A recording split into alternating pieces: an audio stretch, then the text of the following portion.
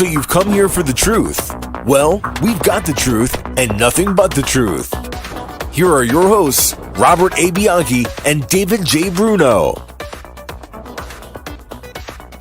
Welcome to WMTR Radio's Nothing But the Truth with your host Bob Bianchi and Dave Bruno, a show with two lawyers, but we don't talk about law that much unless we absolutely have to, Dave. It's about mindset. How you been, bro? I'm good, and this is a great pleasure. I'm looking forward to this interview for sure, Bob. So Baldassare Mara is like a huge criminal defense firm in the state of New Jersey. We hear that name, and when you hear it, you know of excellence, right? And I can say that as two New Jersey Supreme Court certified criminal trial guys, we've been around the block as prosecutors and criminal defense attorneys, and it's nice. It's nice when you have that reputation. In today's world of Google and search engine optimization and multi-polysyllabic words that people now aspire to in order to get their clients, it's great to see a firm that gets them from word of mouth because of excellence. And that's what we got here. And we got Jen Mara with us, who is the president of the ACDL, the Association of Criminal Defense Lawyers in New Jersey. She's awesome. We just got done lecturing with her at the New Jersey State Bar Association. And after that, I was like, Dave, we got to get her on the show. She's pretty amazing. What do you think? Without a doubt. And I was at her installation dinner as well at the Pleasantdale Chateau. Packed house, literally, Jennifer. Everybody came out in the masses for you. And really, it was the who's who of criminal defense in the state of New Jersey.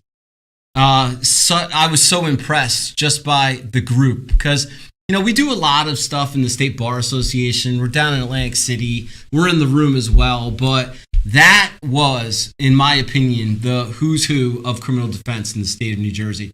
And I was so happy to be there and watch you be installed as the president. And I know you're doing big things, and I'm so happy to have you today. So welcome, Jen. Thank you so much. That was quite the introduction. I agree with you. I thought the installation dinner was an amazing event. It was terrific to be there with so many colleagues. And, I was lucky enough to have, as you said, sort of the who's who of the criminal defense bar there, supporting me and sort of cheering me on, as well as the rest of the officers and trustees who were sworn in. And it was a great night. It was just incredible, particularly on the 40th anniversary of the organization. So we had, I believe, almost all, if not all, of the past presidents of the organization there, in force, happy to be there to celebrate the longevity of the organization and the new officers and trustees. So it was a great night. Jen, I never know. It's like my opening statements, I feel like, and I know people think this is odd. I never know exactly how I'm going to start the opening, and I'm not really sure I'm going to start the show, but we're in a really good space right now. So let's talk about what the association does, because one thing that I'll tell you has impressed me about you thus far, and there's lots of things to be impressed about, is that I've watched you actually tackle real practical issues that lawyers and the legal community and criminal defense lawyers in particular are dealing with. And I've seen that so far, ranging from judicial issues to we were actually on a panel where a judge had held a criminal defense lawyer in contempt of court. So we were able to dialogue about that. And you support attorneys when they need that kind of support. So not everyone does that. Honestly, my experience has been a lot of people want to aspire to a position, but don't necessarily want to lead when they're in that position because you can ruffle feathers. Talk to me about this. Yeah, I think my approach has been to be pretty active. I'm not here just to have one line on my resume. I want to do something in the position that has meaning, that touches people, that affects people's ability to practice law, ability to navigate the system, and hopefully to make positive change. And I want people to feel that they can come to me and I'll listen to what they have to say, and I'll actually take action if I can. And that's really how we've proceeded the past few months that I've been in office. I've had a whole number of issues come at me from all different people, and they're valid concerns. And to the extent I can get an audience with those in power, I'm going to do it, and I'm going to advocate on behalf of our members, and I'm going to take their issues very seriously, because I would like that, type of reception to, be known to everyone, and I want everyone to feel comfortable to come to me. And that's what I wanted when I was a member, just not in a position of power. If I had an issue, I think, for me, I remember saying, well, where do I turn? And so I think our organization is where you can turn. So, as you alluded to earlier, we have the Lawyers Assistance Committee, and that's the purpose of that is to represent lawyers who may feel that they're being singled out for their advocacy of a client, for being zealous advocates, when that's our job. That's our job, and we shouldn't be penalized for it, and we shouldn't be made to feel like we're out of order for doing that. And so we will come in defense of those lawyers who are being singled out, they're being bullied, and they're being made to feel like they can't do their jobs. We've also obviously appeared as amicus in a whole number of matters, primarily before the New Jersey Supreme Court. And that is a large function of our organization. And, we do that regularly. And we've been invited by courts to come in and provide that voice of the criminal defense bar. And we do it willingly and happily. Amazing. Yeah, no, you talk about the assistance to lawyers, and that is important as we are advocates. Trust me, we can relate because we're in the trenches as well. And oftentimes defending people charged with crimes, we have to stand up for those that can't speak out. But also a very, very good conversation going on is attorney wellness, Jennifer. And I know you speak about this as well, this initiative of supporting attorneys, not only as advocates, but also wellness. What about that initiative and your thoughts on that throughout our community?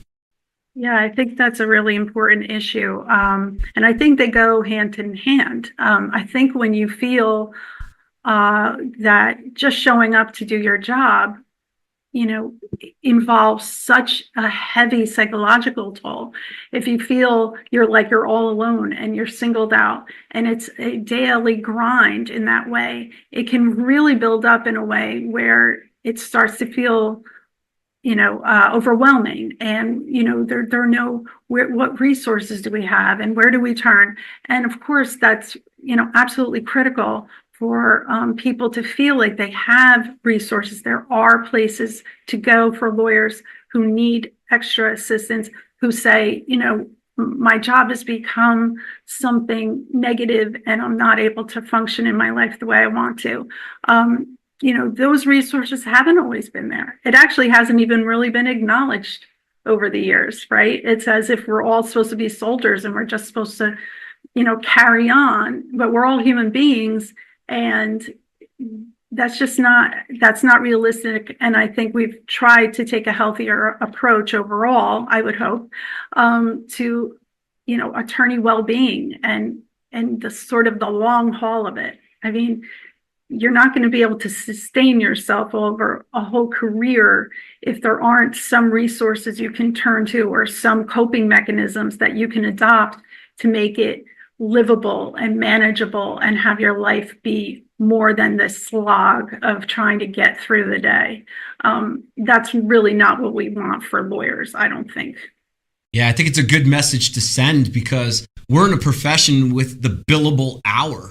These attorneys coming out of law school, going into some of the big firms, have mandatory billable hours that they have to grind it out. And I think it's a very important message, and I applaud you and the organization for it, as well as the State Bar Association, screaming from the rooftops about wellness. And it doesn't have to be the grind like it kind of is and has been.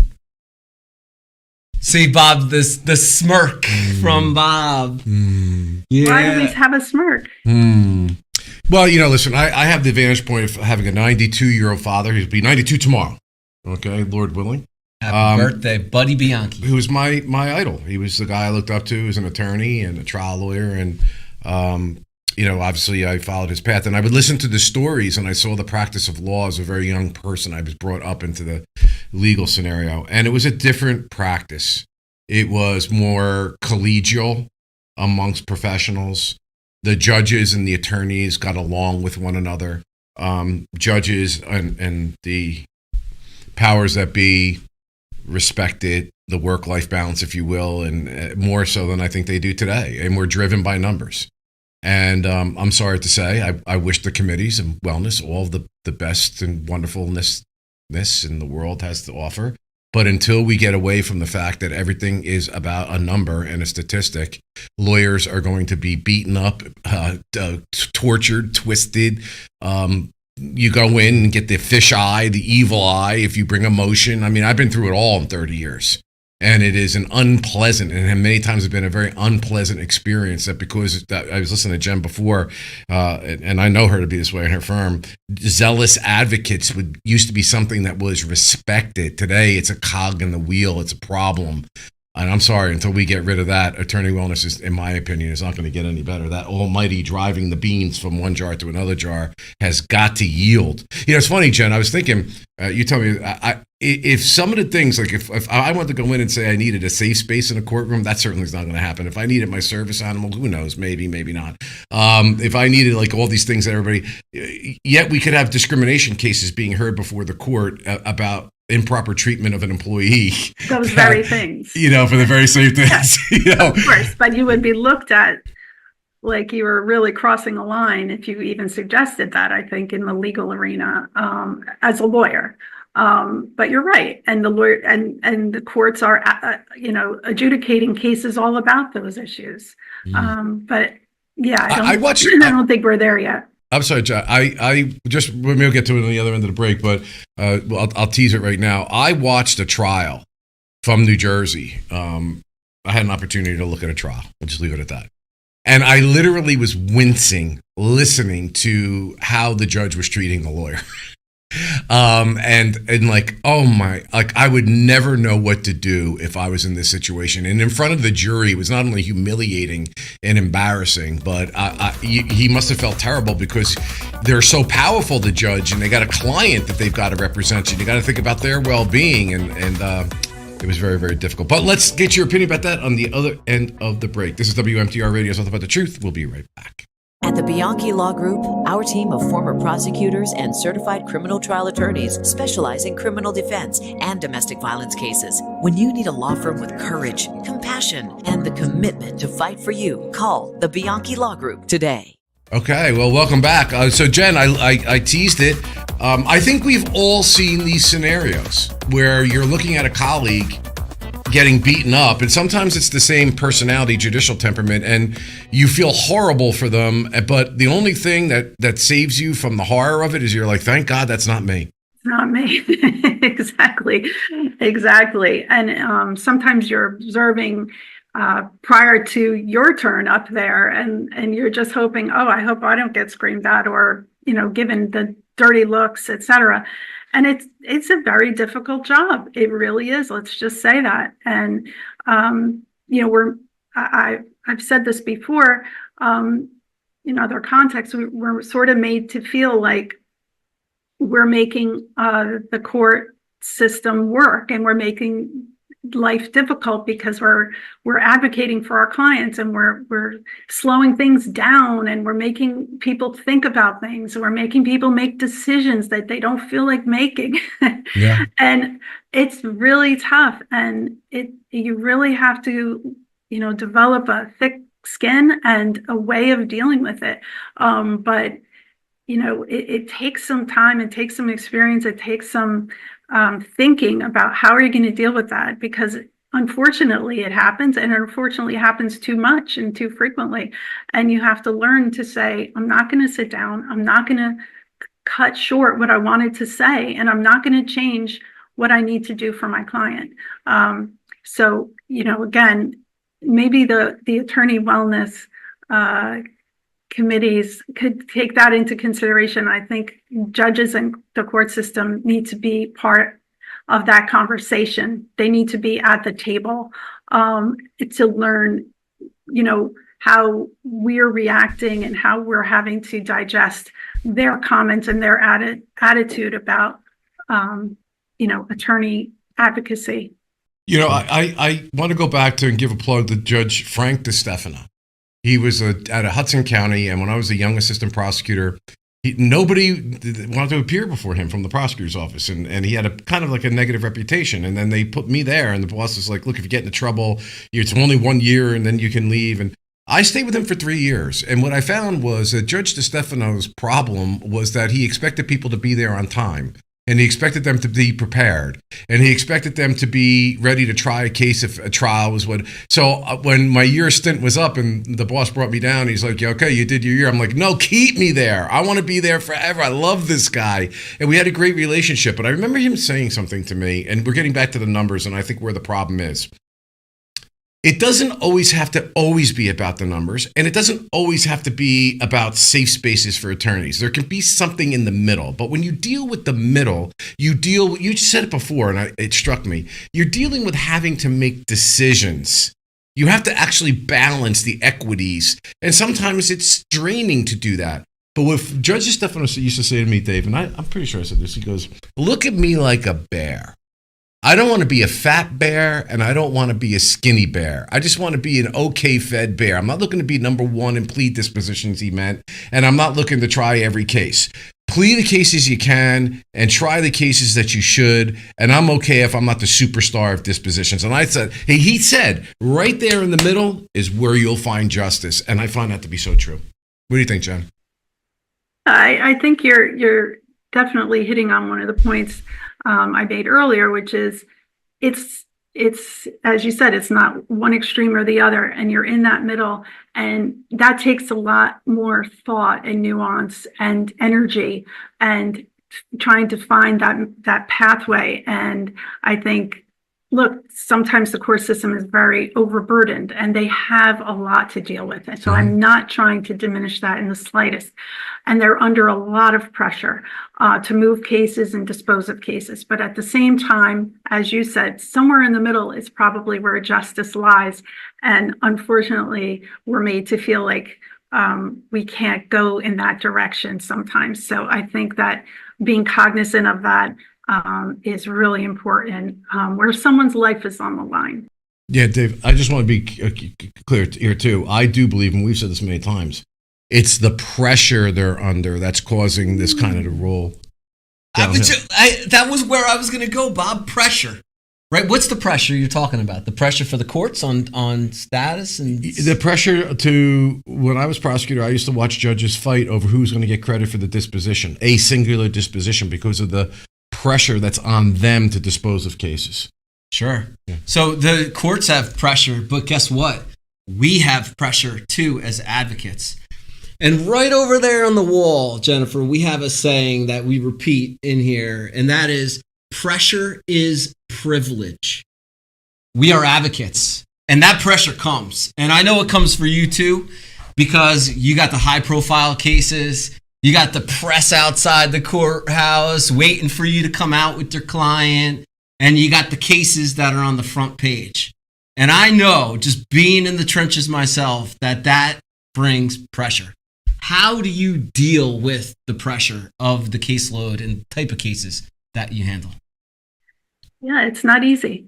I don't have it all worked out, that's for sure. And sometimes I'm okay with it, and sometimes I'm not. I have my moments. We've had a number of high-profile matters, and it is very difficult. You have so many voices and pressures and different things, whether it's the press that's asking you a million questions, waiting outside the courthouse, the client who may have a whole team of people they're used to dealing with, and all of those different pressures, and a very, high stakes case where someone could go to, for example, federal prison for many years, and have their entire life turned upside down. And it's, there have been moments where we've had 7-8 week trials under those circumstances. And it's it starts to really wear on you, and you start to feel, especially where there's a lot of press attention, you start to feel almost overexposed in a sense. You feel like you can't make a move. Everything's being reported. Everything looks like it's being, examined under a microscope, pulled apart, misinterpreted even. And so at the end of those weeks, where you've been on trial and you'll have that much attention, it's just exhausting. And, you really have to build yourself back up to go back in there on a Monday. It really, really wears on you. And actually, it even can have, certain cases have had long-term impacts on me where I'm still feeling the effects of it months later. So it's definitely something, as you said, that the wellness component comes in where you say, I need to learn how to manage this, or I'm not going to survive. And you really need to sort out for yourself those coping mechanisms, because otherwise you're just not going to make it. Yeah. Do you have any routines, habits in your life that helps you balance, keep that positive mindset and steady? Yeah, I think it's really important to, for me, just sort of stepping away and just, I really like to just turn my phone off, just turn everything off and have, even if it's just a few hours with my family, doing something completely different. I'm really a passionate cook. I love to cook for my family, and I will just dive into something like that, like cooking a giant meal and tuning everything else out and just focusing on that. And that sort of creative endeavor for me will at least give me a little bit of a reprieve from sort of all of the legal stuff that I'm having to deal with. Yeah, I don't think that people recognize, especially with trial lawyers. I mean, it's almost like the intensity of the emotions to me. It's like shutting on and shutting off. Like when I'm on trial, I can remember my wife one time, we were hanging out on a Friday, a long trial, multi-week trial. And I was talking to her about something, and she's like, can you please stop pointing at me and talking to me? That way people think we're having an argument. And I'm like, oh my gosh, it's like you're on that cross-examination mode. But I think that people underestimate, and Jen, I know you felt this way, and Dave, you're in that courtroom, and there's so much intellectual energy that's going into what you're doing. Communicating to a client, communicating to a judge, communicating to a jury, watching everything that's going on in the courtroom, assessing every question, knowing all of your evidence, knowing the evidence rules. It's an intellectual experience. It's an emotional experience. It's a physical experience. You get out, and it seems like your tracker on your wrist should say you did 50,000 steps, and you're like, oh my God, I only have 1,000 steps on my tracker. Yet you feel completely wiped out physically. Right, Jen? Yeah, absolutely. Wiped out, have a headache. You feel like you can't even walk to your car in the parking lot, and as you said, I could look at my watch and say, it's 4:30, it's 4:30. It's not midnight. I mean, I've been here all day, and the emotional and physical toll it's taken on me is just so disproportionate to the time you've spent. And it's hard to describe to someone outside that world why you're so exhausted that you can't even focus. You're shot, basically. And it's really hard unless you've done it. It's very hard to explain to someone in the outside of the world. Yeah, without a doubt, and trials too. I mean, the three of us are all trial attorneys. I mean, during the course of a trial, it's up and down. There are wins and losses, ups and downs, highs and lows. And I think that's something that I regularly advise clients going through the process as well, is not to get too high on the wins and not to get too low on the losses, because those are inevitable during this course of the trial that we have all endured. I think that it's a lot of mindset. This is what the show is about, right? So when I was young and I was trying to project the mindset of being Angelo Bianchi, my father, First of all, I deified my father to begin with. He's my father. He's my father figure. He was like my idol. So I built this image of like a Superman trial lawyer.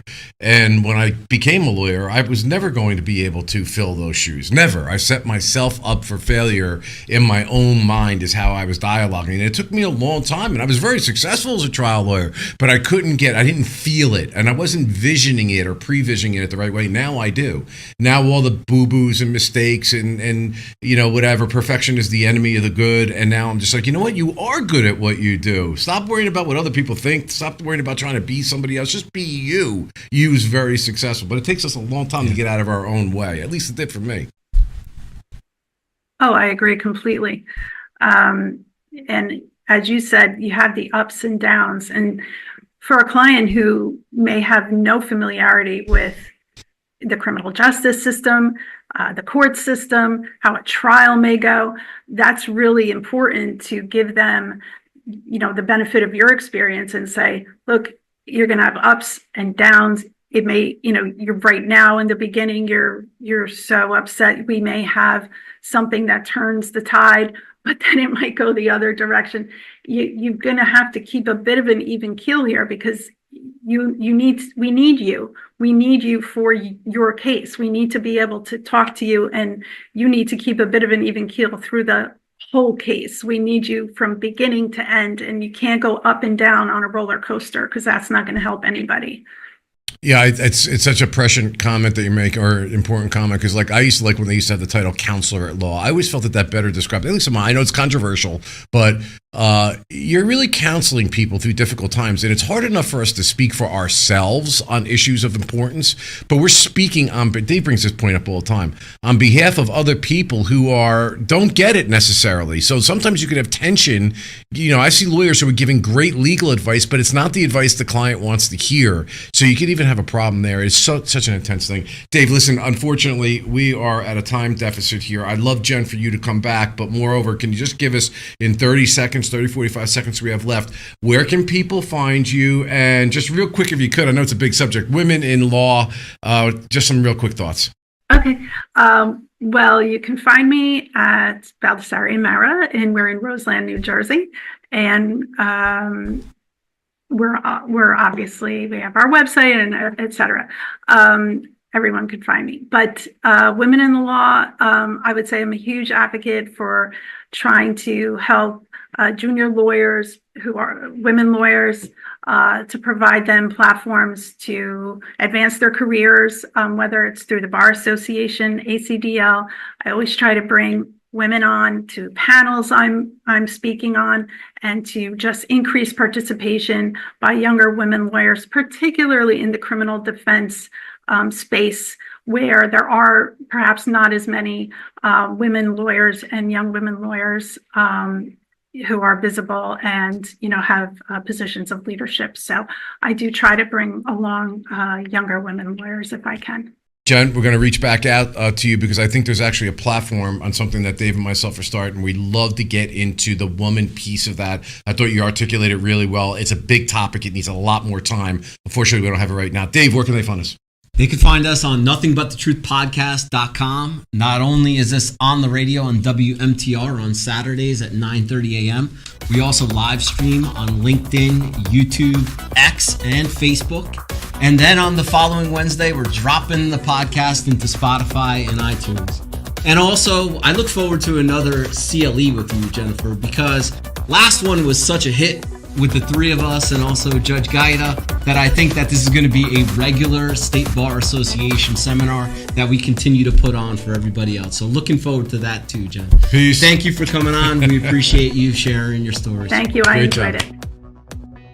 We're the Bianchi Law Group, a team of former prosecutors and certified criminal trial attorneys. But here's the thing. He put himself in a box when he said... Relied on by CNN, Fox News, MSNBC, Law and Crime, and news leaders across the country for our criminal defense expertise. In a search warrant, you have to have probable cause that a crime's been committed and there's evidence in a particular place. When you need a law firm with courage, compassion, and the commitment to fight for you, call the Bianchi Law Group today.